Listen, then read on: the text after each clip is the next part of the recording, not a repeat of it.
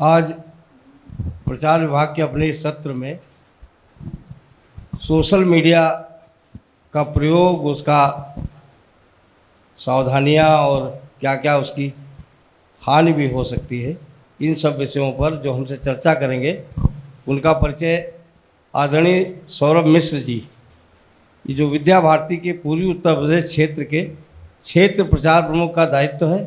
आपने आईटी में एमटेक किया है, इसके बाद सेना में रहे 7 वर्ष, वहाँ से सेवानिवृत्ति लेकर अपना स्वतंत्र आईटी का व्यवसाय और कर रहे हैं आज हम सबके बीच में, और इसकी चर्चा उस विषय की चर्चा करेंगे आदरणीय सौरभ जी।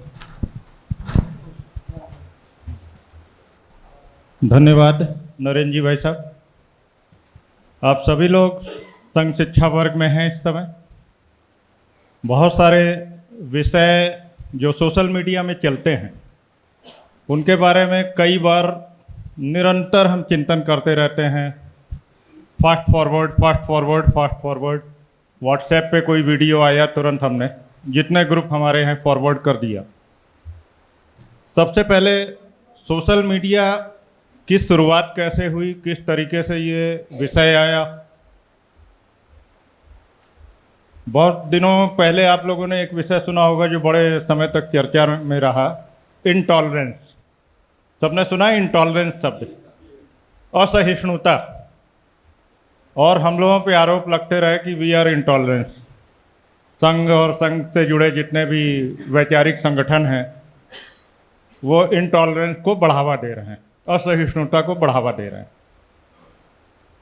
इंटॉलरेंस शब्द जिस समय आया उसी समय इंडिविजुअलिटी बढ़ने लगी थी पूरी दुनिया में। 2001 के बाद से व्यक्तिगत जितना भी रेपो था वो बढ़ाया जाने लगा था। तो वो व्यक्तिगत रेपो क्या होता है? हम मान लेते हैं कि हमसे ज़्यादा ज्ञानी कोई नहीं है, हम सबसे बड़े ज्ञानी हैं, और सामने जितने लोग हैं जो भी कुछ बोल रहे हैं उनके अंदर कमी है। तो वो कमी क्या है उसको बताने के लिए हम तरह तरह से अपनी बात को कहते हैं। हम लोगों का जो सांस्कृतिक बोध है, हमारी जो वैदिक पृष्ठभूमि है, सनातन धर्म है, वो हरदम कहता है कि अच्छे श्रोता बनिए। तो हम लोग उस बैकग्राउंड को नहीं बिलोंग करते हैं जिसमें हम अपनी बात को ही सही मानते हैं, उस पर हठ करते हैं, उस पर जिद करते हैं और कहते हैं कि नहीं नहीं बस यही सही। हम तो सबको सुनने वाले परंपरा के अंग हैं।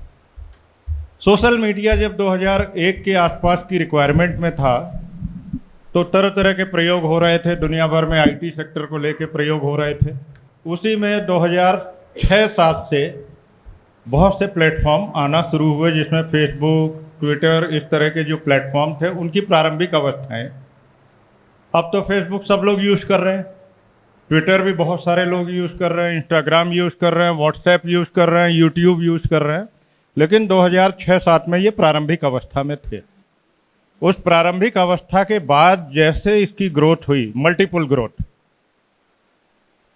ग्रोथ का मतलब ये हुआ कि एक व्यक्ति ने आज देखा तो अगले दिन उसके सैकड़ों फॉलोअर्स हो गए, फिर सैकड़ों और बढ़ते गए। तो ये जो मल्टीपल ग्रोथ हुई इसकी, उसने भारतवर्ष जैसे देश में, आज भारतवर्ष में सोशल मीडिया के लगभग 50 करोड़ यूजर हैं, डायरेक्ट यूजर। इनडायरेक्ट यूजर उनको बोलते हैं कि किसी बच्चे ने अपने माँ बाप को दिखाया, फेसबुक में कोई पोस्ट आई है या यूट्यूब पे कोई वीडियो आया है, तो उनको इनडायरेक्ट यूजर बोलते हैं। डायरेक्ट यूजर 50 करोड़ से ज़्यादा हैं। भारत की आबादी कितनी है सब लोगों को मालूम है? तो ऑलमोस्ट हम लोग 30-35% आबादी के साथ में डायरेक्ट यूजर हैं सोशल मीडिया के।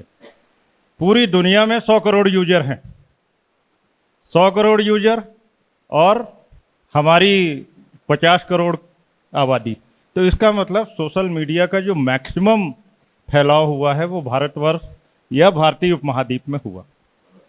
सोशल मीडिया है क्या, कैसे चलता है, क्या होता है, इसके बारे में बहुत सारा कौतूहल है। हम लोगों ने विद्या भारती राष्ट्रीय स्वयंसेवक संघ का आनुषंगिक संगठन है, आप सब लोग यहाँ बैठे हुए हैं, ये विद्या भारती प्रांगण ही है। देश में 12,000 विद्यालय हैं विद्या भारती के इस समय, 40 लाख बच्चे हैं। अभिभावकों समेत हम लोग कहते हैं कि 1 करोड़ लोगों तक हम रोज मिलते हैं। आप सभी लोग ऐसी उम्र में हैं कि युवा पीढ़ी से आगे बढ़ रहे हैं आप, तो निश्चित रूप से आप जानते होंगे कि बच्चा जब स्कूल जाता है तो पूरा परिवार इन्वॉल्व रहता है कि नहीं रहता। माँ बाप, बाबा दादी, फूफा चाचा, जो कोई भी हो गए, सब इन्वॉल्व रहते हैं एक बच्चे के साथ। तो अगर हम 40 लाख बच्चों तक शिक्षा दे रहे हैं तो 1 करोड़ लोगों तक हम लगभग रोज बात करते हैं। इतना बड़ा संगठन, इतना बड़ा गैर सरकारी शैक्षणिक संगठन पूरे विश्व में कहीं नहीं है। हमारे बाद जो नंबर 2 लगते हैं वो लगभग 2.5 लाख बच्चों के साथ हैं।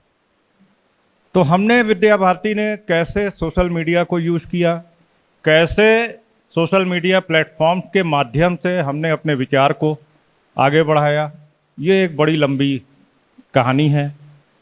आप सभी लोगों को फिल्में अच्छी लगती होंगी, डॉक्यूमेंट्री अच्छी लगती होगी, तो पहले एक डॉक्यूमेंट्री आपको दिखाते हैं। इस डॉक्यूमेंट्री को ध्यान से देखिए, फिर उसके बाद हम लोग चर्चा करेंगे।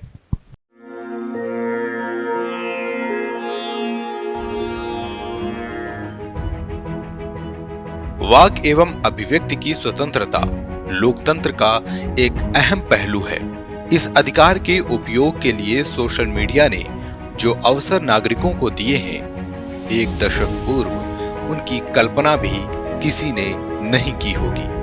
दरअसल इस मंच के जरिए समाज में बदलाव की बयार लाई जा सकती है, लेकिन चिंता का विषय है कि मौजूदा वक्त में सोशल मीडिया अपनी आलोचनाओं के लिए चर्चा में रहता है। दरअसल सोशल मीडिया की भूमिका सामाजिक समरसता को बिगाड़ने और सकारात्मक सोच की जगह समाज को बांटने वाली सोच को बढ़ावा देने वाली हो गई है। सोशल नेटवर्किंग साइट आज के इंटरनेट का एक अभिन्न अंग है, जो दुनिया में 1 अरब से अधिक लोगों द्वारा उपयोग किया जाता है।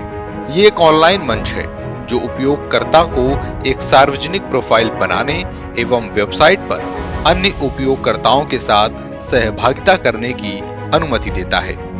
प्रोफाइल का उपयोग अपने विचारों को साझा करने, पहचान के लोगों या अजनबियों से बात करने में किया जाता है। उदाहरण के तौर पर फेसबुक, ट्विटर, व्हाट्सएप, इंस्टाग्राम आदि। इस संपूर्ण प्रक्रिया में वेबसाइट पर उपलब्ध उपयोगकर्ता की निजी सूचनाएं भी साझा हो जाती हैं।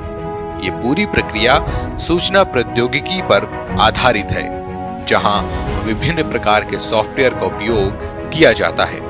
उपयोग के बहुविविध तरीके और तकनीकी निर्भरता ने सोशल नेटवर्किंग साइट को विभिन्न प्रकार के खतरों के प्रति सुबेद किया है। सोशल मीडिया के सकारात्मक प्रभाव।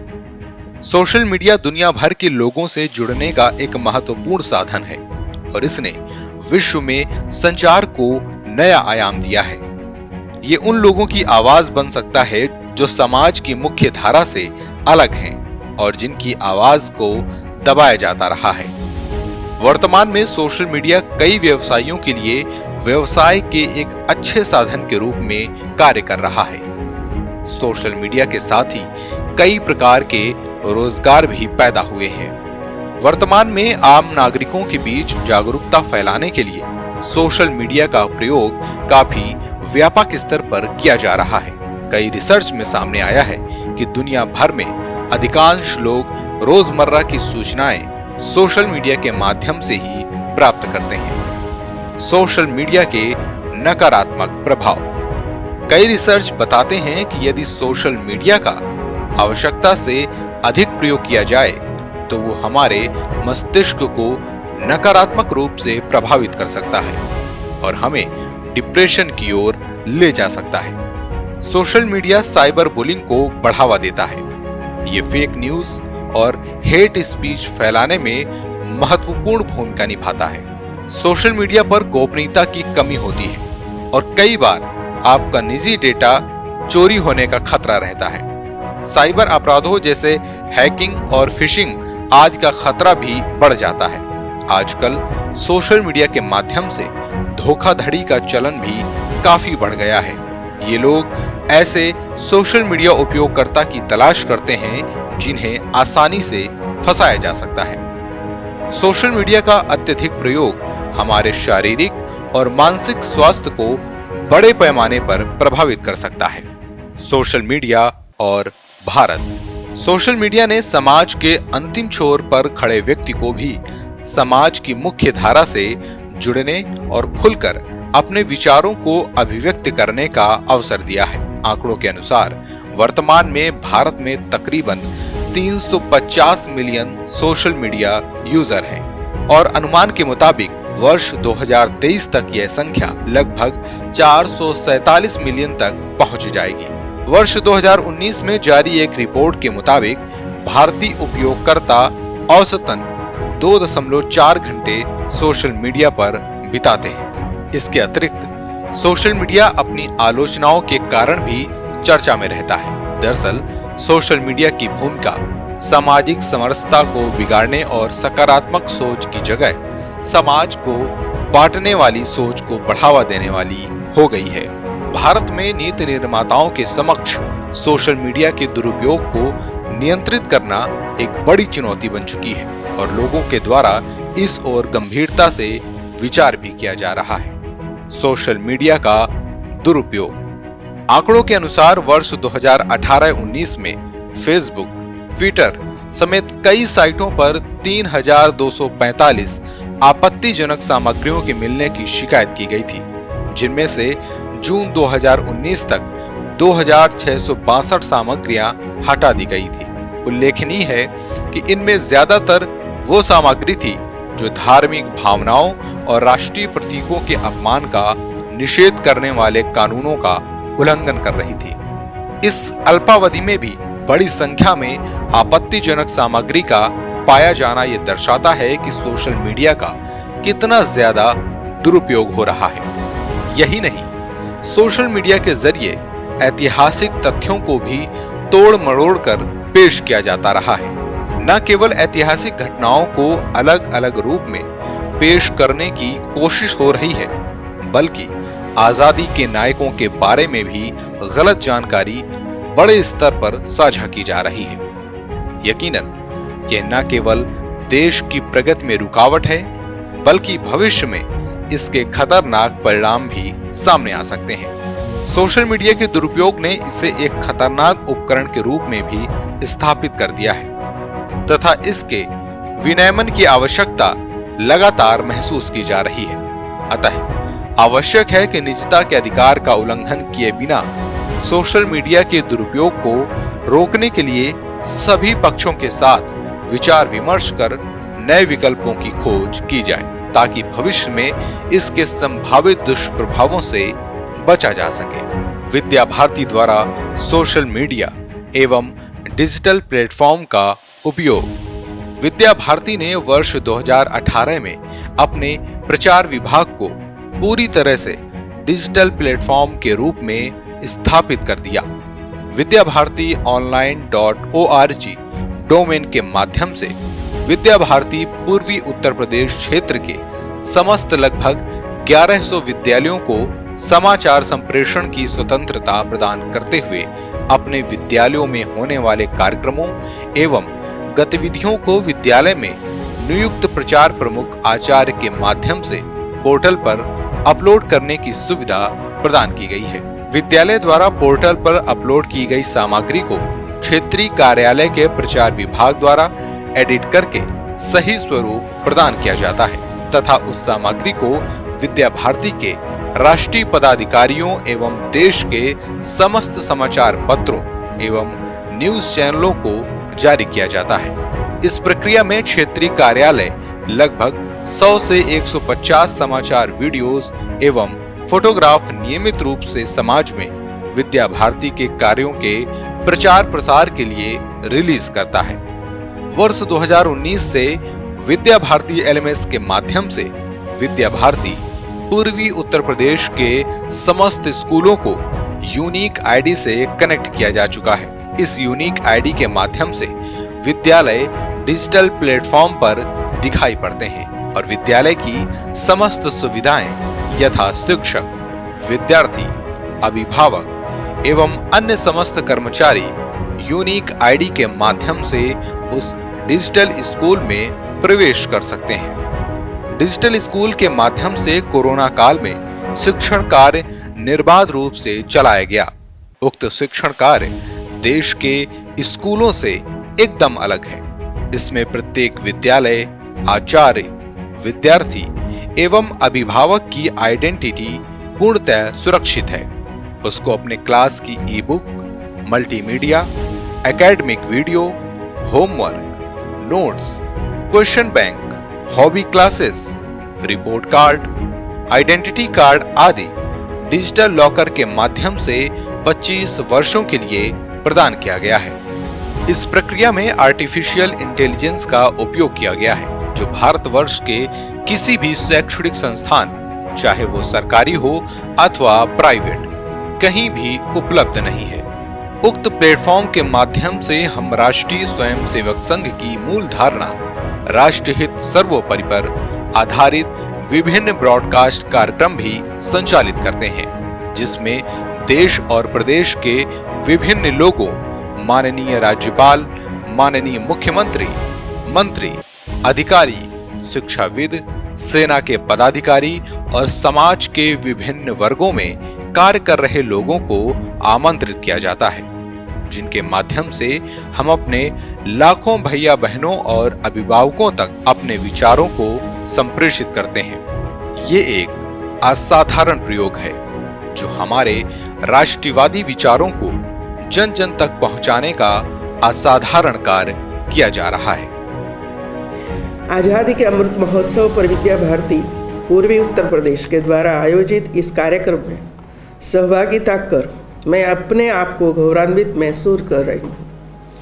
आज के इस पुनीत अवसर पर मैं देश के स्वाधीनता संग्राम में अपने आप को आहूत करने वाले, देश को नेतृत्व देने वाली सभी महान विभूतियों के चरणों में आदरपूर्वक नमन करती हूँ। उन्हें कोटि कोटि वंदन करती हूँ। मैं उन सभी वीर जवानों को भी नमन करती हूँ जिन्होंने आज़ादी के बाद भी राष्ट्र रक्षा की परंपरा को जीवित रखा, देश की रक्षा के लिए सर्वोच्च बलिदान दिया और शहीद हो गए।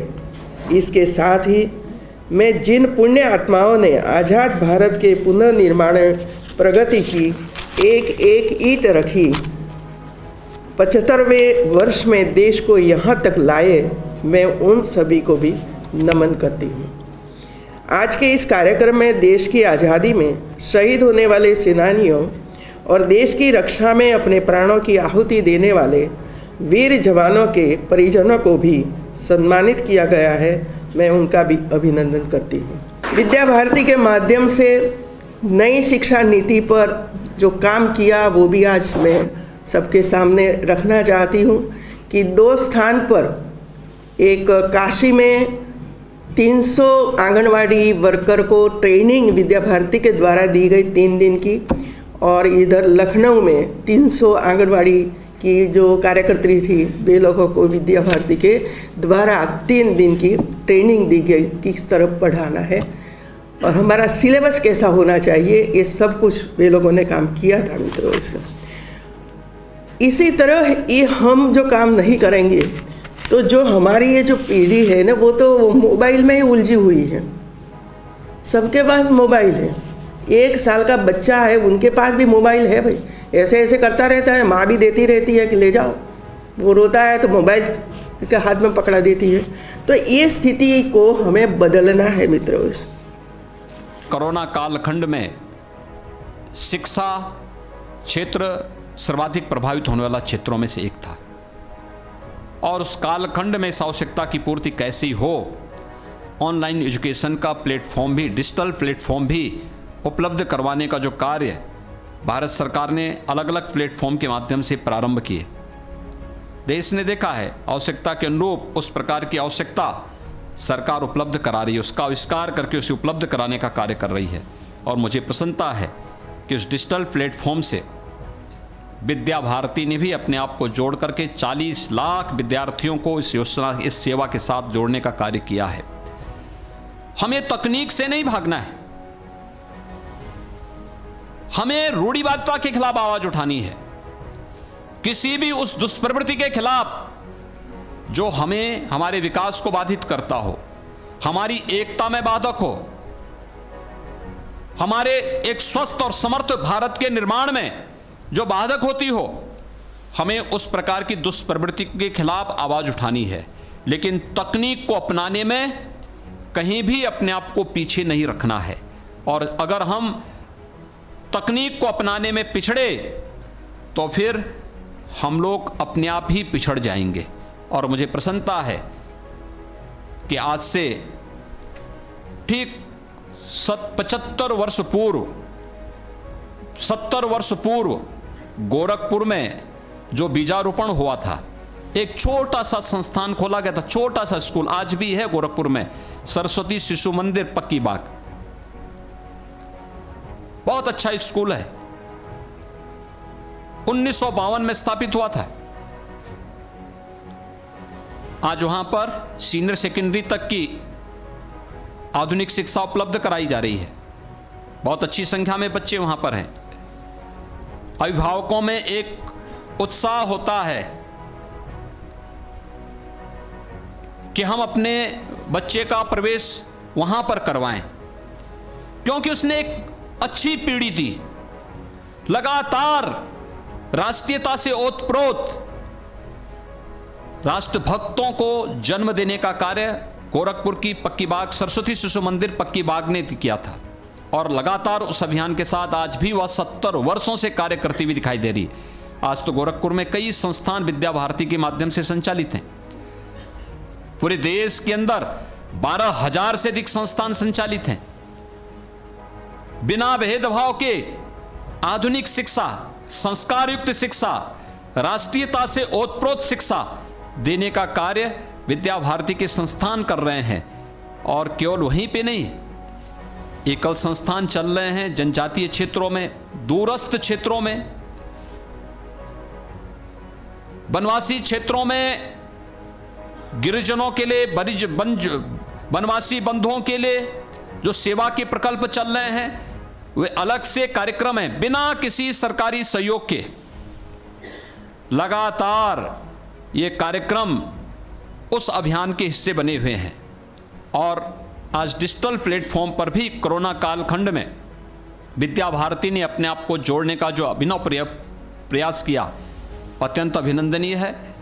अमृत महोत्सव कालखंड में अपने पूर्व सैनिकों का सम्मान, जिन्हें अलग अलग प्रकार के वीरता के पुरस्कार प्राप्त हुए, उन्हें यहाँ पर अलग अलग अवसरों पर आमंत्रित करके और उनके द्वारा रोचक शब्दों में अपनी बात को भैया बहनों के सामने प्रस्तुत करना, उन्हें भी उसी के अनुरूप बनने के लिए प्रेरणा देना एक अच्छा और सराहनीय प्रयास है। मैं विद्या भारती के इस प्रयास के लिए इसकी सराहना करता हूं। सोशल मीडिया पर तेज गति से अपने YouTube channel, Facebook page, Twitter account, Instagram account एवं अन्य माध्यमों से विद्या भारती ने अपने उद्देश्य एवं पंचपदी शिक्षण पद्धति के माध्यम से भारत केंद्रित शिक्षा को जन जन तक पहुंचाने का असाधारण कार्य किया है।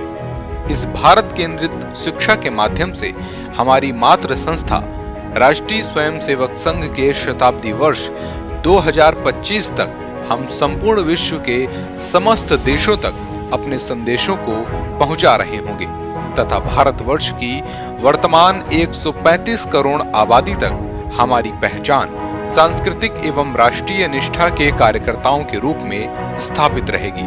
आज के सभी युवाओं से यह अपेक्षा है कि सोशल मीडिया सिस्टम का सकारात्मक उपयोग करें। सोशल मीडिया के माध्यम से पूरी दुनिया तक अपनी मेधा, अपनी योग्यता एवं अपने कार्यों का प्रचार प्रसार करें और उन लोगों के मध्य पहुंचने का प्रयास करें जिनको आपकी मेधा और आपकी योग्यता की आवश्यकता है। उनके जीवन का उत्थान करें। राष्ट्रीय स्वयंसेवक संघ के शताब्दी वर्ष तक पूरे देश का संपूर्ण विकास हो सके और हम विश्व के सर्वश्रेष्ठ राष्ट्र के रूप में स्थापित हो सकें, यह लक्ष्य और संकल्प हमें लेना है। शुभ्र ज्योत्स्ना पुलकितयामिनी पुल्लकुसुमिता द्रुमदलशोभिनीं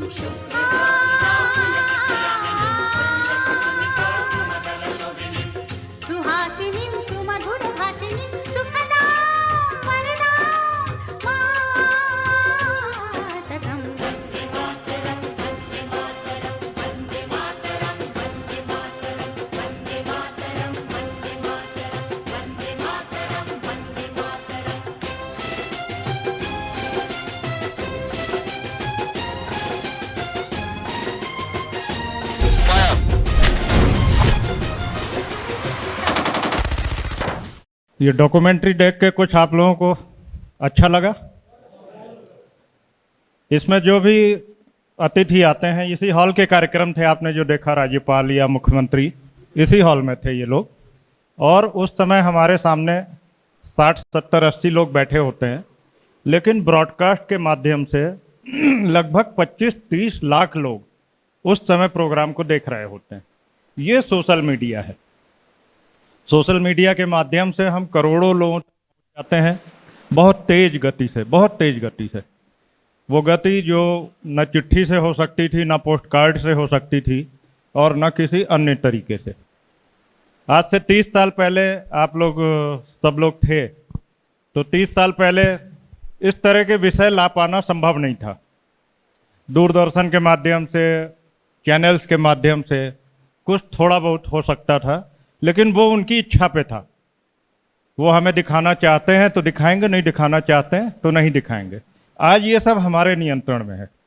हम अपना सर्वश्रेष्ठ जो दिखा रहे हैं, ये सोशल मीडिया है। सोशल मीडिया का उपयोग हम कैसे करें, एक छोटा सा कथानक बताना उचित रहेगा, क्योंकि आप सब लोग उस मैच्योर एज में हैं जहाँ पे शुरुआत या बुनियाद नहीं बतानी है, प्रारंभ नहीं बताना। एक छोटा सा कथानक बताते हैं। एक बेटे ने अपने पिताजी से कहा, पिताजी मैं समझना चाहता हूँ कि दुनिया में मेरा क्या मूल्य है। तो पिताजी ने कहा ठीक है बेटा, मैं तुम्हें बताऊंगा। पिता ने बेटे को एक पत्थर दे दिया। पत्थर लेके बेटे से कहा कि तुम बाजार में चले जाओ, बाजार में बैठ जाना, पत्थर बेचने का प्रयास करना, लेकिन बोलना कुछ नहीं। जब कोई मूल्य पूछे तो 2 उंगलियां उठा देना। बेटे ने कहा ठीक है, बहुत बढ़िया। वो बाजार गया। बाजार में एक बूढ़ी औरत आई, तो उसने पूछा पत्थर कितने का दोगे? उसने 2 उंगलियां उठा दी। उन्होंने कहा अच्छा 200 रुपये का, मैं 200 रुपये देने को तैयार हूँ। बच्चे ने अपने पिताजी को बताया आके कि एक बूढ़ी औरत है, वो 200 रुपये देने को तैयार है। पिताजी ने कहा कोई बात नहीं, अब कल तुम यहाँ पास में जो एक म्यूजियम है, सभागार है, जहाँ बहुत सारे लोग आते जाते रहते हैं और थोड़े बड़े स्तर के हैं, वहाँ चले जाना। वहाँ जाके यही प्रक्रिया करना, पत्थर बेचने की बात करना, दिखाना लोगों को, बोलना कुछ नहीं, मूल्य के नाम पे 2 उंगली उठा देना। सभागार में के बाहर वो बैठ गया, लोग आए। एक व्यक्ति ने पूछा अरे ये पत्थर तुम बेचोगे? उसने कहा बेचेंगे। तो पूछा क्या मूल्य? तो उसने 2 उंगलियां उठा दी। तो उस व्यक्ति ने कहा अच्छा 20,000 रुपये, ठीक है, मैं 20,000 देने को तैयार हूँ। बच्चा बहुत खुश कि 200 रुपये का जो था वो 20,000 का हो गया। तो उसने फिर पिताजी को बताया कि 20,000 रुपये देने को एक व्यक्ति तैयार है। तो पिताजी ने कहा कोई बात नहीं, अब कल तुम एक जौहरी के पास जाना और जौहरी को पत्थर दिखाना, मूल्य जब वो पूछे तो फिर उसे 2 उंगलियां। अगले दिन वो जौहरी के पास चला गया। जौहरी के पास जाने पे पत्थर देख के जौहरी ने कहा ओ माय गॉड, ये पत्थर तो मैं कितने वर्षों से ढूंढ रहा था, ये तुम बेचोगे क्या? बच्चे ने कहा हाँ बेचेंगे। तो पूछा क्या मूल्य? फिर उसने 2 उंगली उठाई। तो उसने कहा 2 लाख रुपए, ठीक है, मैं 2 लाख रुपए देने को तैयार हूँ। बच्चा फिर आ गया पिताजी के पास, बताया वो 2 लाख देने को तैयार है। तो पिताजी ने उसको एक संदेश दिया कि बेटा जीवन का मूल्य यही है, हमारा जीवन कितना बहुमूल्य है, इसका निर्धारण इससे होता है कि आप किस जगह पे जाके उस मूल्य को तलाश कर रहे हैं। तो आप सब लोगों के लिए एक बहुत अच्छा संदेश है कि आप जहां आके संघ शिक्षा वर्ग ज्वाइन कर रहे हैं, ये वो जौहरी की दुकान है जहां आप जैसे लोगों का मूल्य सर्वोच्च हो सकता है। कथानक इसी तरह चलते हैं। अपने पे आत्मगौरव होना चाहिए। सोशल मीडिया हरदम नकारात्मक जो बातें करता है उसको हमें इग्नोर करना पड़ेगा। बड़ी बड़ी अफवाहें फैलती हैं, यहाँ दंगा हो गया, वहाँ फसाद हो गया, वहाँ पे मारपीट हो गई, उसने मर्डर कर दिया, और पूरा मीडिया, सोशल मीडिया ही नहीं, मीडिया ही इस पूरे सिस्टम में लगा हुआ है। आप जब भी अखबार पढ़ेंगे तो पहली खबर कोई ना कोई नकारात्मक होगी। अगर पूरे शहर में, लखनऊ में एक मर्डर हो गया तो हेडलाइन क्या बनेगी उस दिन की अखबार की? कोई बताएगा? वही मर्डर बनेगी ना हेडलाइन। हत्या हो गई योगी जी के, सुशासन पे प्रश्न चिन्ह। इतने बड़े शहर में एक पर्सनल राइवलरी में जो हत्या हुई, एक ही परिवार के दो लोगों में जमीन जायदाद का झगड़ा, एक ने दूसरे को मार दिया। How it is concern with chief minister? Yogi ji उसमें क्या कर सकते हैं? कोई भी सरकार क्या कर सकती? लेकिन ये मीडिया और सोशल मीडिया उसी को दिखाएगा। ये दिखता है पूरी दुनिया में, इसमें और कुछ नकारात्मक नहीं। सोशल मीडिया पूरी दुनिया में तुरंत दिखता है। पूरी दुनिया में दिखने का प्रभाव क्या होता है कि ऐसा लगता है कि जैसे उत्तर प्रदेश में, भारतवर्ष में सब अराजकता है, सब तरह का अपराध हो रहे हैं, सब तरह की कुव्यवस्था है। कभी आप लोगों ने ये देखा क्या कि डेवलप्ड कंट्रीज अपने देश की बुराई प्रसारित करते हैं? आप सोशल मीडिया में ही रहिए, कभी कभी वहाँ भी घटनाएं होती हैं कि बच्चे ने बंदूक उठाई और 20 लोगों को मार दिया। अभी 5-7 दिन पहले ही हुआ है, एक बच्चे ने 21 लोगों को मार दिया। लेकिन वहाँ के किसी कंट्री ने उसको शेयर, कंट्री के किसी भी सिटीजन ने उसको शेयर नहीं किया। आपके पास कोई ऐसा वीडियो नहीं आया, कोई इस तरह के स्टेटमेंट नहीं आए जैसे हमारे देश में होने लगता है। हमारे देश को बहुत आवश्यकता है रिफाइनिंग की, बौद्धिकता की, सिविक सेंस की। वो हम लोग ही कर सकते हैं। शुरुआत हमें करनी पड़ेगी। हम शुरुआत नहीं करेंगे तो ये कभी स्थिति नहीं आएगी। हमें सकारात्मक होना पड़ेगा, और सकारात्मकता जब आप शुरू करेंगे अपने से तो सारा सिस्टम आपको सकारात्मक दिखने लगेगा। एक छोटी सी कहानी और सुनाते हैं, वही बाप बेटे, क्योंकि आप लोग उस उम्र के हैं। इससे पहले जो हमारी बातचीत हुई थी वो उन लोगों से थी जो अभी अविवाहित हैं, युवा हैं। तो एक पहाड़ी पे एक परिवार रहता था। पिताजी रोज पहाड़ी के ऊपर जाते थे और कुछ देर बिता के आते थे, 1-2 घंटे बिता के आते थे वहाँ पे। तो एक दिन बेटे ने कहा कि पिताजी आप रोज जाते हो, आज मैं भी चलूँगा। तो पिताजी ने कहा बेटा उसका रास्ता बहुत सकरा है, पहाड़ी की चढ़ाई बड़ी खड़ी है, तुम्हें बड़ी परेशानी होगी। तो बेटे ने कहा नहीं नहीं मैं चलूँगा। चल दिया। चले तो बीच में एक चट्टान आती थी। पिताजी तो रोज जाते थे तो उनको मालूम था ये चट्टान बीच रास्ते में आती, तो वो बगल से निकल गए। बेटे ने ध्यान नहीं दिया, उसके घुटने में चोट लग गई और वो बड़ी जोर से कराहा, चिल्लाया, अरे मर गया।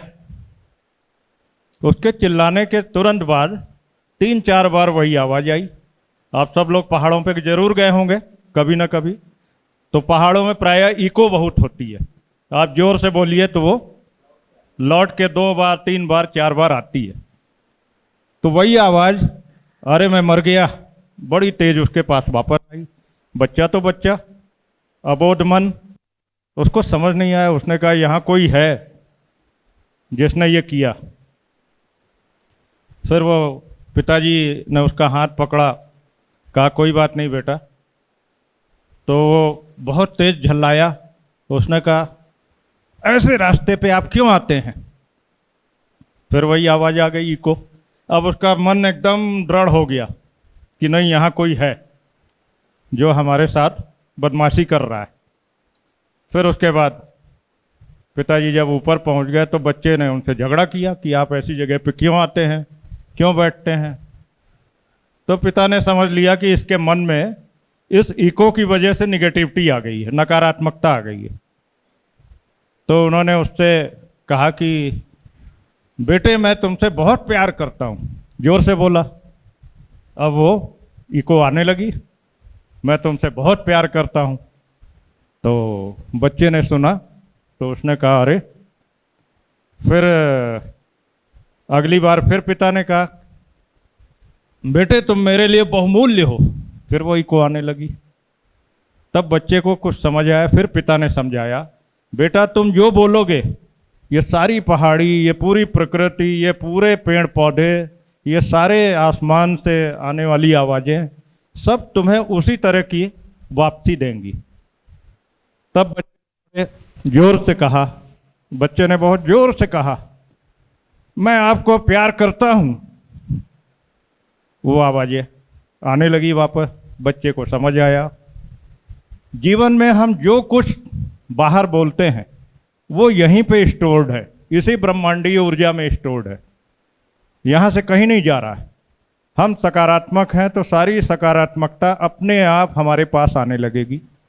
हम नकारात्मक हैं तो वैसे ही नकारात्मक व्यवस्था हो जाएगी, वैसे ही नकारात्मक लोग हो जाएंगे, वैसे ही नकारात्मक परिस्थितियां बन जाएंगी और मन एकदम वैसे ही नकारात्मक हो जाएगा।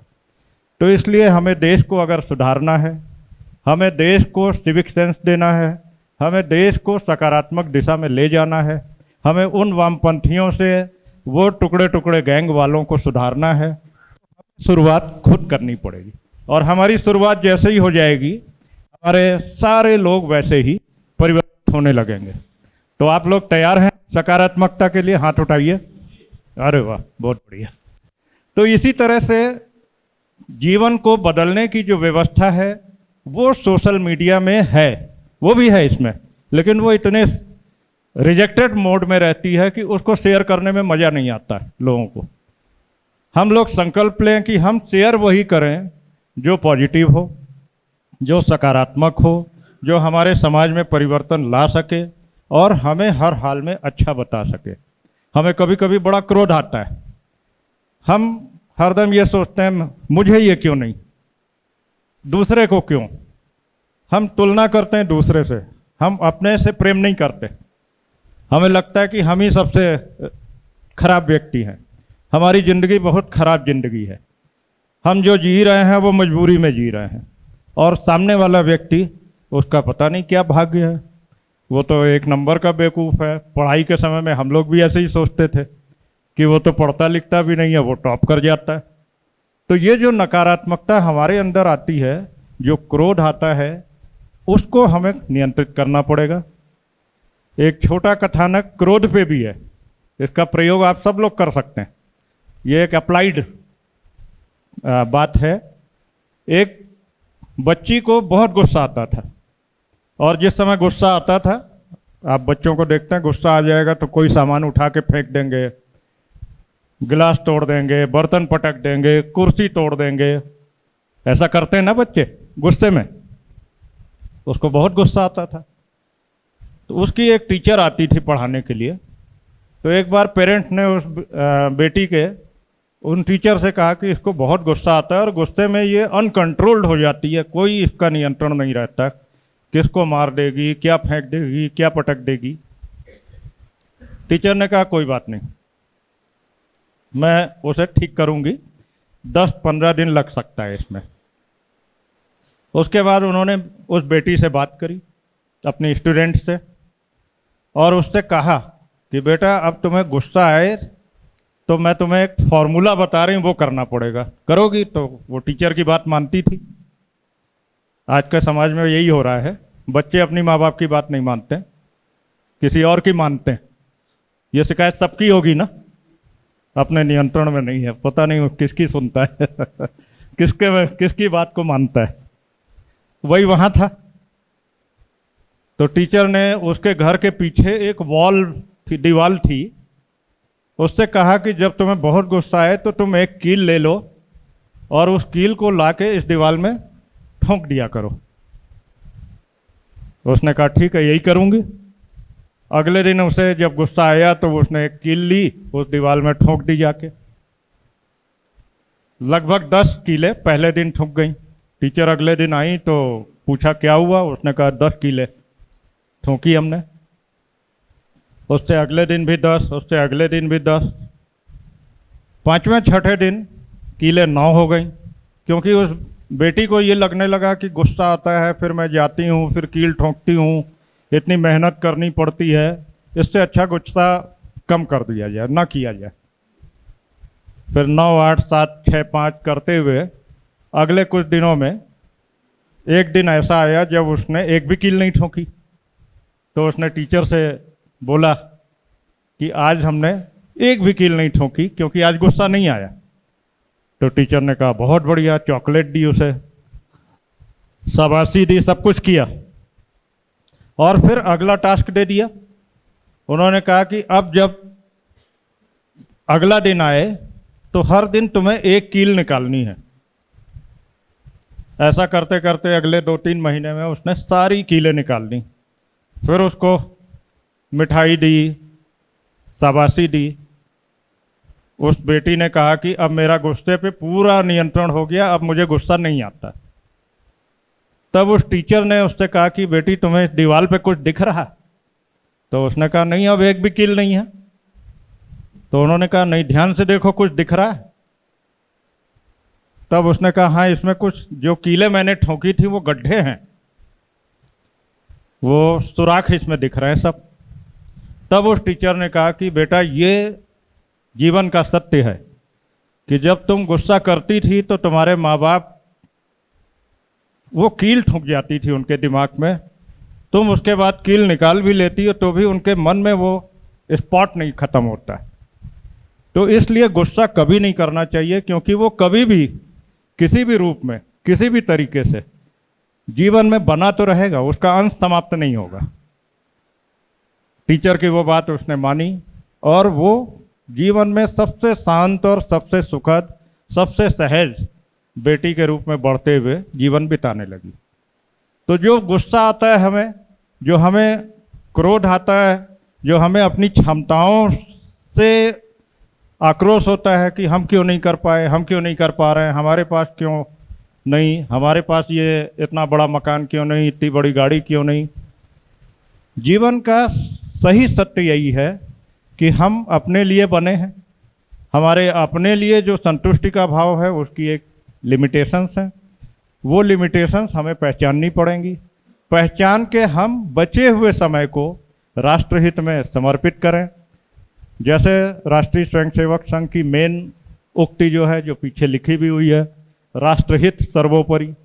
तो जब हम अपने से संतुष्ट हो जाएंगे, अपनी लिमिटेशंस तय कर लेंगे, अपने तौर तरीके में फिट आ जाएंगे, तो हमारे पास बहुत सारा समय बच जाएगा। और वो बहुत सारे बचे हुए समय से हम अपने राष्ट्र के लिए कुछ कर पाएंगे, अपने समाज के लिए कुछ कर पाएंगे, अपने से अलग 2, 4, 5 लोगों की मदद कर पाएंगे, उनके अपलिफ्टमेंट में प्रयास कर पाएंगे। जो अंत्योदय का सिद्धांत है कि अंतिम व्यक्ति तक वो सब चीज़ें पहुंचनी चाहिए जो सबको मिल रही हैं। वो अंतिम व्यक्ति भी हमारे ही परिवार का, हमारे ही समाज का, हमारे ही राष्ट्र का हिस्सा है। उसको भी वो सुविधाएं मिलनी चाहिए जो सुविधाएं हम अपने लिए अपेक्षित रखते हैं।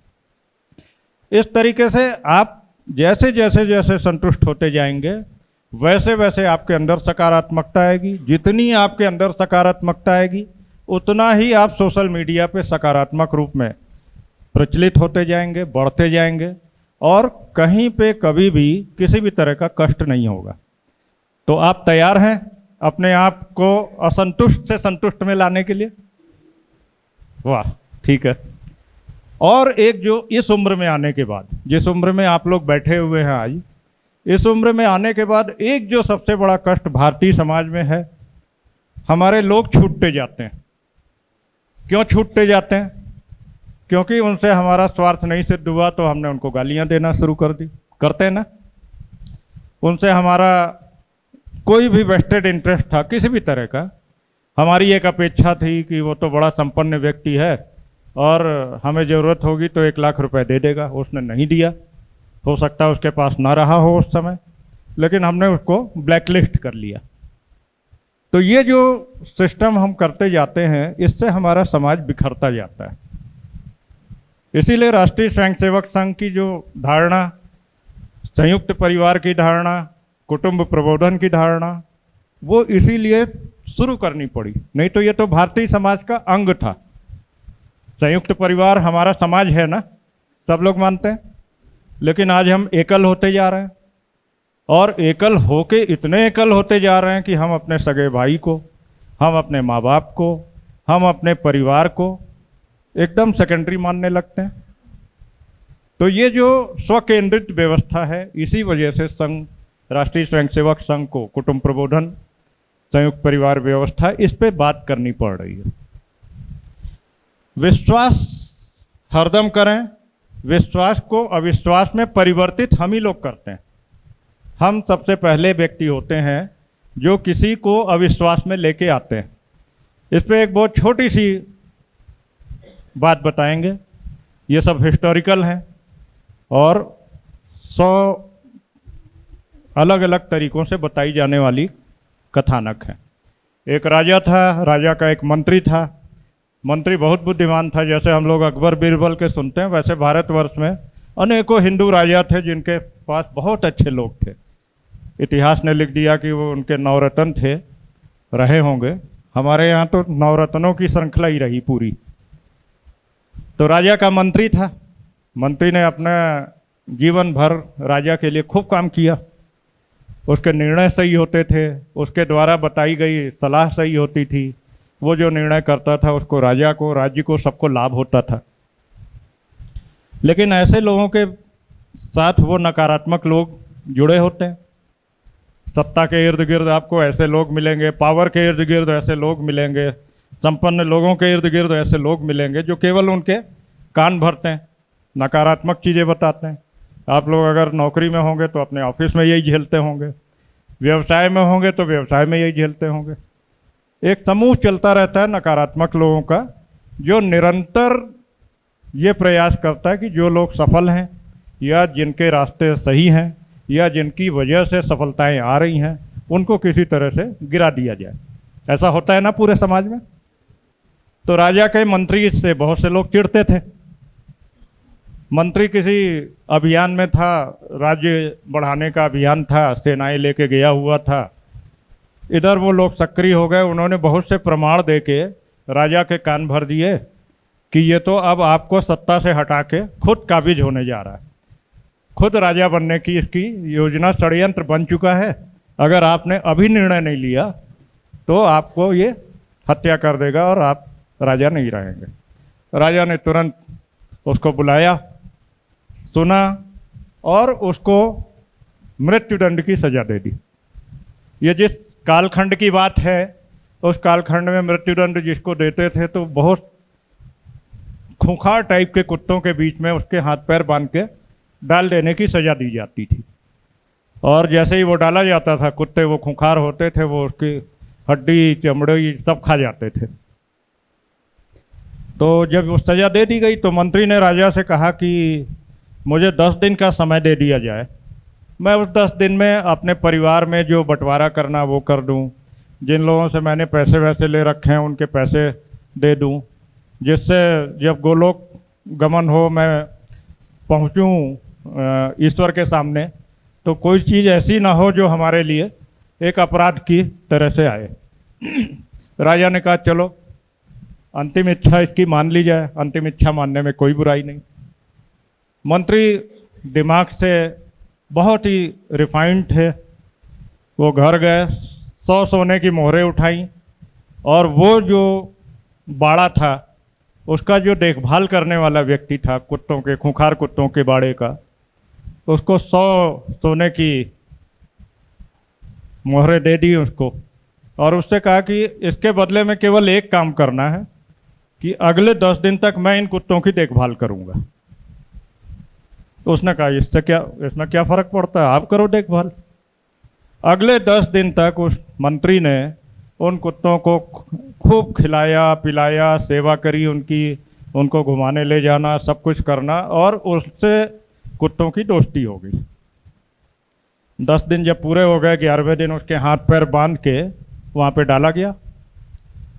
कुत्ते एकदम से दौड़े और उसको चाटने लगे, पूंछ हिलाने लगे, उसके साथ खेलने लगे। सारे लोग अचंभित कि ये क्या हो गया, ये कुत्ते तो किसी को नहीं छोड़ते, इसको कुछ भी नहीं कर रहे हैं। तो फिर राजा ने उसको बुलवाया, मंत्री को। तो मंत्री ने कहा राजा साहब, जिस दिन आपने हमें 10 दिन का समय दिया था, उसी दिन से मैं इन कुत्तों की सेवा करने लगा, इनको खिलाने पिलाने लगा, इनको नहलाने धुलाने लगा, इनको घुमाने ले जा रहा था। और मेरी 10 दिन की सेवा का लाभ ये है कि इन्होंने मुझे कुछ भी नहीं किया, एक पंजा भी नहीं मारा। लेकिन मैं बड़ा निराश हूँ कि मैंने 30 साल आपकी सेवा करी और 30 साल बाद भी आपने मेरे ऊपर विश्वास नहीं किया। राजा बहुत शर्मिंदा हुआ, उसने उसको अभयदान दिया। जिन लोगों ने उसके कान भरे थे उनको उसके हाथ में दिया कि इनके लिए जो भी सज़ा देनी है वो अब आप निर्णय करो। मंत्री ने उन सबको माफ़ कर दिया। माफ़ करके राजा की नज़रों में और महान वो बन गया। इसका भी एक संदेश है।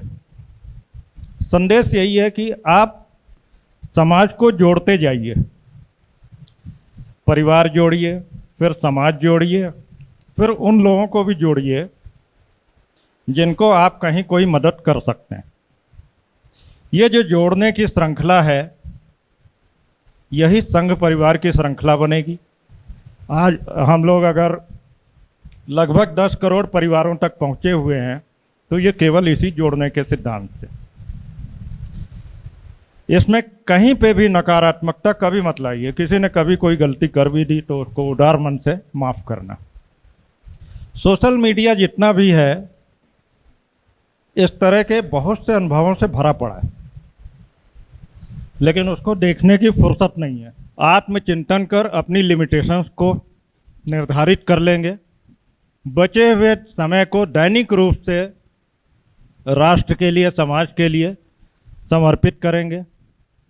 जो कुछ भी नकारात्मकता फैलती है समाज में उसको सकारात्मकता से परिवर्तित करेंगे और अपने अपने Facebook page, Twitter account, Instagram, YouTube, WhatsApp, इनमें सब में सकारात्मकता के संकल्प के साथ निरंतर चलें तो ये सोशल मीडिया भारतवर्ष के लिए वरदान है। आप सभी लोग खरीद फरोख्त भी करते हैं, तरह तरह की चीज़ें खरीदते हैं। पहले बाज़ार कैसे होते थे मालूम है आपको? 30-40 साल पहले शहर का जो मुख्य बाज़ार होता था प्रायः पतली पतली सड़कों वाले, जैसे लखनऊ में अमीनाबाद है, यहियागंज है, वैसे हर शहर में है। उसमें जाते थे, ख़रीदारी करके आते थे। धीरे धीरे बाज़ार बाहर आ गए, उसके बाद शॉपिंग मॉल आ गए, उसके बाद ई मार्केटिंग प्लेटफॉर्म आ गए। सभी लोगों ने अमेजॉन को यूज़ किया होगा, फ्लिपकार्ट को यूज़ किया होगा। आजकल तो जोमेटो, मेक माई ट्रिप जितने हैं सब ऐप यूज़ कर रहे हैं। सभी लोग यूज़ कर रहे हैं ना? हाथ उठाएं जो नहीं यूज़ कर रहे हैं वो भी सब यूज़ कर रहे हैं। तो ये सोशल मीडिया है। आज सोशल मीडिया ने ये अपॉर्चुनिटी दे दी है कि अगर एक महिला को बहुत अच्छी कढ़ाई आती है लेकिन विवाह हो गया तो अब वो अपना काम नहीं कर सकती, उसको कढ़ाई करने का मौका नहीं है, तो सोशल मीडिया ने ये अपॉर्चुनिटी दे दी है कि आप अपने प्रोडक्ट को किसी भी ई मार्केटिंग प्लेटफॉर्म पे अपलोड कर दीजिए। अपलोड करने के बाद आप उसकी प्राइसिंग कर दीजिए। एक सर्टेन परसेंटेज वो लेते हैं, 4-5%। आप अपनी प्राइसिंग फिक्स कर दीजिए, जो भी बिक्री होगी पैसा अपने आप खाते में आ रहा। ये सोशल मीडिया का सकारात्मक प्रभाव है।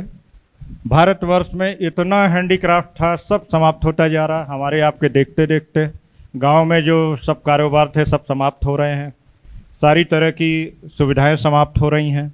उनको इस सोशल मीडिया ने पुनर्जीवित कर दिया। हमें उसका सकारात्मक उपयोग करना है। अपने घर, अपने परिवार, अपने समाज के योग्य लोगों को प्रेरित करना है कि सोशल मीडिया का उपयोग करके अपने जीवन को एक नई दिशा दें, अपने जीवन में एक नया स्थायित्व लाएं, अपने जीवन में आय के नए स्रोत पैदा करें। ये पूरा संदेश जब जाएगा तो भारतवर्ष में सरकार का कितनों को नौकरी दे सकती है ये सब जानते हैं। सरकार को नौकरियां देनी भी नहीं चाहिए। हम लोगों का मूल सिद्धांत है कि सरकार को केवल राष्ट्र की सुरक्षा, आंतरिक सुरक्षा और अत्यंत गरीब वर्ग के उत्थान का बस 3 काम करने चाहिए। बाकी सरकार को नहीं करना चाहिए, वो समाज को करना चाहिए, नागरिकों को करना चाहिए। और नागरिक स्वेच्छा से आत्मनिर्भर बने, एंटरप्राइजिंग बने। विद्यावाती में हम लोग न्यू एजुकेशन पॉलिसी में स्किल मिशन के बारे में निरंतर बात कर रहे हैं। अब हम अपने विद्यार्थियों को 9, 10, 11, 12 में निरंतर स्किल की ट्रेनिंग देने लगे हैं ताकि वो 12वां पास करते करते अपने समाज की, अपने इर्द गिर्द की किसी ऐसी स्किल में एक्सपर्ट हो जाएं जिसके माध्यम से उनको महीने का 10, 15, 20 हज़ार रुपये आय होने लगे और वो नौकरी की लाइन में न खड़े हों, वो स्वावलंबी बने, स्वरोजगारी बने। ये हम लोगों का संकल्प है। अब आप लोगों में से किसी को कोई प्रश्न पूछना हो तो प्रश्न पूछिए, अगर बातें समझ आई हों तो प्रश्न जरूर उठेंगे।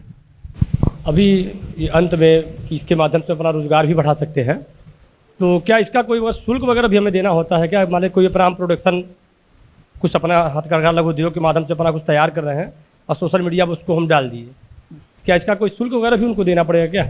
नहीं, इसका कोई शुल्क नहीं होता। हर एक ने पॉलिसी ऐसी बना रखी है सबने कि जब आपकी बिक्री होती है या चीज़ें हो जाती हैं जी तब उसका कोई शुल्क वो काटते हैं। एकदम ओपन है, फ्री प्लेटफॉर्म है ये सारे के सारे।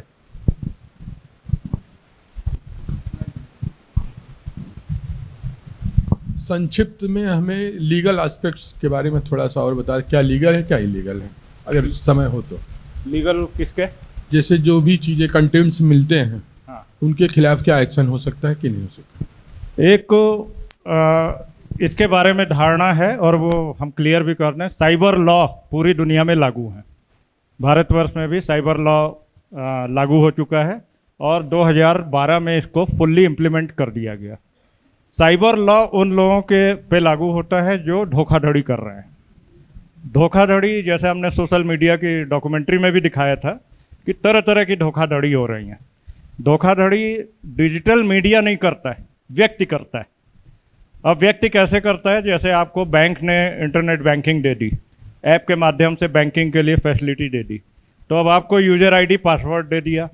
वो यूज़र आईडी पासवर्ड आपका किसी एक मोबाइल से कनेक्टेड है।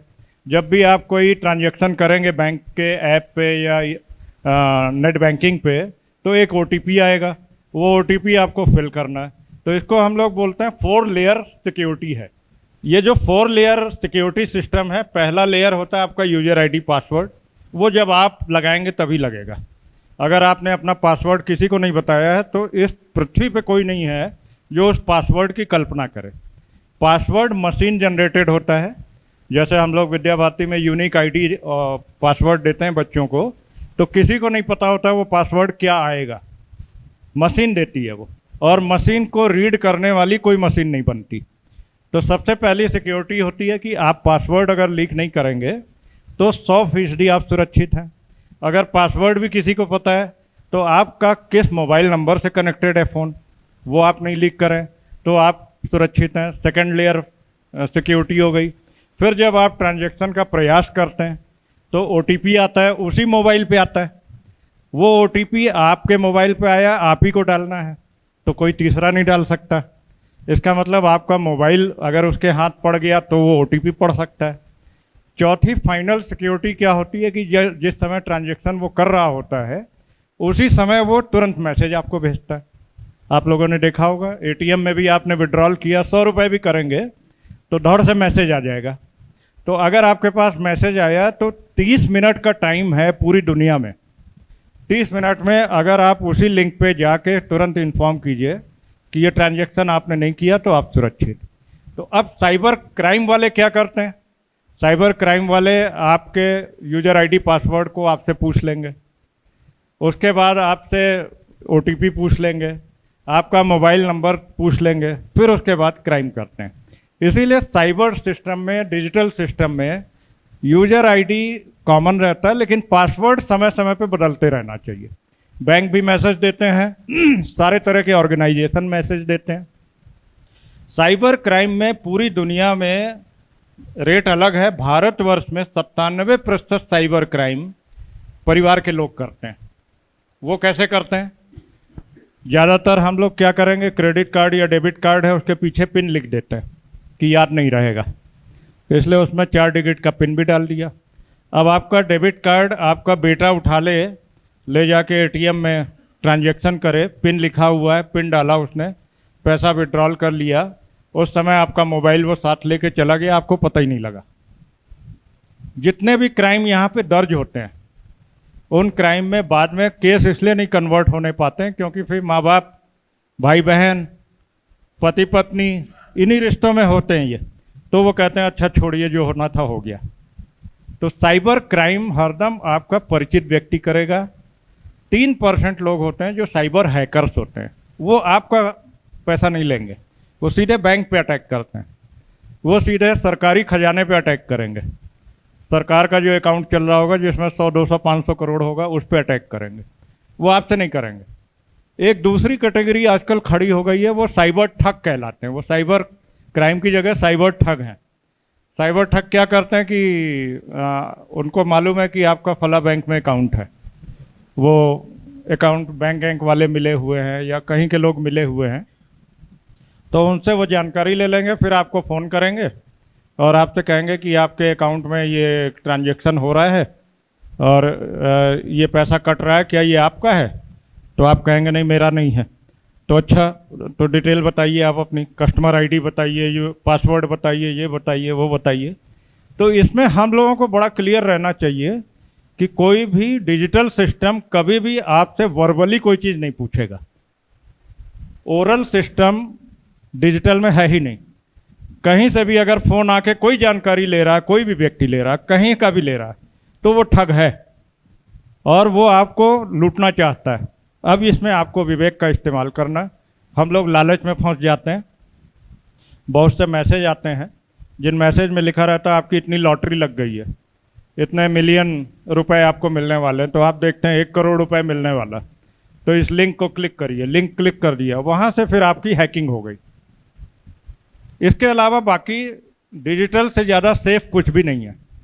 दुनिया का सेफेस्ट जो ऑपरेशन है वो मशीन है, व्यक्ति सेफेस्ट नहीं है। व्यक्ति कभी भी 19-20 हो सकता है, जानकारियाँ लीक हो सकती हैं, डायरी चोरी हो सकती है, उसका मोबाइल चोरी हो सकता है, लेकिन मशीन को चोरी आप नहीं कर सकते क्योंकि वो क्लाउड है। यहाँ से जो हम लोग बोल रहे हैं अगर ब्रॉडकास्ट कर देंगे तो उसको बीच में कोई इंटरप्ट नहीं कर सकता, वो गया और उसको कोई ना एमेंड कर पाएगा, ना इंटरप्ट कर पाएगा, ना किसी तरह से उसमें परिवर्तन कर पाएगा। यदि स्टार मेकर पे कोई ब्रॉडकास्टिंग करता है और उसके फॉलोअर्स और यूजर्स बढ़ते हैं और उसको कुछ आर्थिक लाभ दिया जाता है, क्या ये सेफ है या नहीं सेफ है? ये जो फॉलोअर्स या व्यूज से जो पैसे आते हैं ये सर्विस प्रोवाइडर देते हैं, जैसे गूगल करता है, एडवर्टीजमेंट के माध्यम से आते हैं, तो वो सही है, एकदम सेफ है।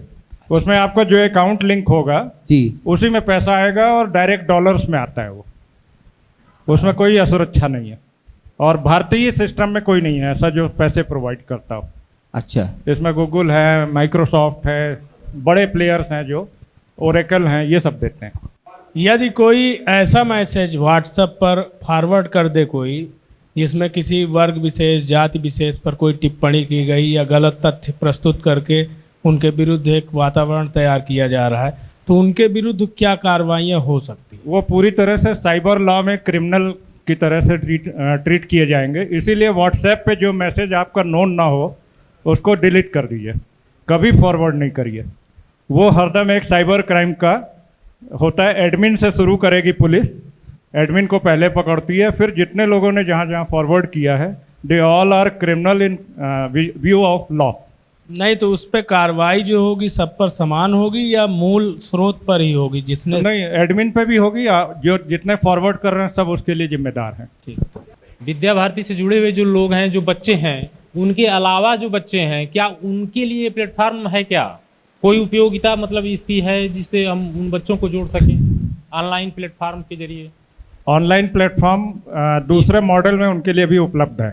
विद्या भारती का सेपरेट है ये प्लेटफॉर्म, जी, जो ओपन मार्केट के लिए दूसरे विद्यालयों के या बच्चों के लिए है, जी। वो सेपरेट है, वो विद्या प्रबोधन के नाम से है। अच्छा।